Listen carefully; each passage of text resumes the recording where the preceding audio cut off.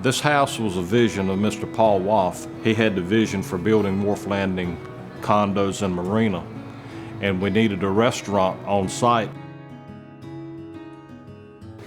He was quite an innovative guy in his own right, and we had a house right here on this neighborhood in front of us. And he had a chance to acquire the house, but he had to move the house from its premises, and they built another house in its location. And he was hired to tear down, and he decided he would not tear it down, but move it out to where the 51 house is today. So a local house mover, Mr. Worth Hare, and Paul collaborated together to, Worth took and lifted up the house and put it on his truck and all, and Paul had the equipment for floating it down the river, so they just took the house and put it on a barge and floated it off, and this was the beginning of what you see here today. What the innovation was is he took the old cottage and then he lifted it up, built the second floor, lifted that up and built the first floor. And then it was on the cribbing, and we kept lifting it up and lifting it up. And you'll see the different pictures here where one floor was put in place, and then the floor trusses were put in place. So it was literally built from the top down, and that was Paul. No, I never thought of Paul as crazy, because it was always something that was fresh and new.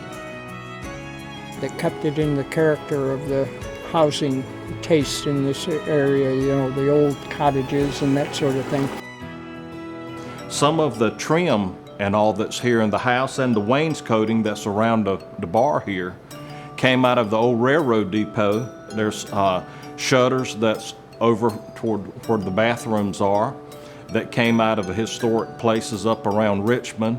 The front door came out of an old carriage house that was around Richmond. It helped to give a play and a flavor for Edenton. This part that you see that's over the oyster bar here was the skylight that was off of the Tug Maryland that sank in Albemarle Sound. Inside of this, you'll see a beam that's up here with the trolley that's still on it where a chain hoist would have mounted for being able to work on the engines.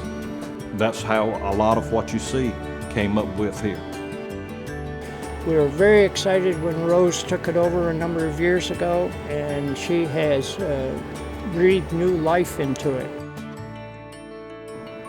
In a million years, I probably never would have found this place if it wasn't for a client that I had out of New York who was involved in a project in Mary Hill, North Carolina, which is a town right around here from Eatonton, called a project called Scotch Hall Preserve.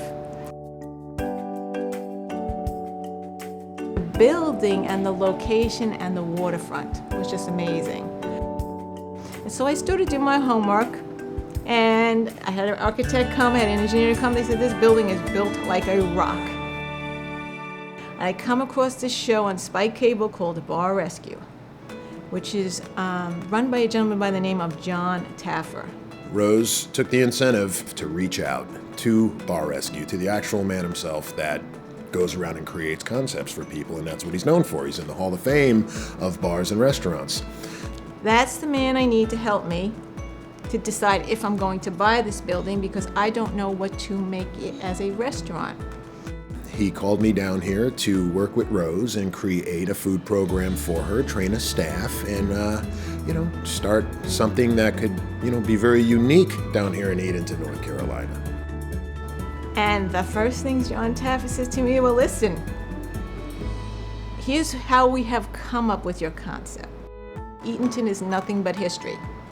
So because it's history, and because you are a women business owner, if you do this, you need to call it the 51 House. There was a woman back in 1774 by the name of Penelope Barker, who is big in Edenton.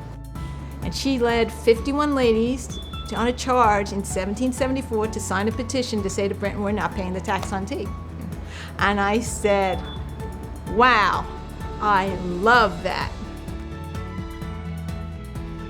Like, I can relate to that. I can be proud of that. It's an honor to honor her and what she's accomplished.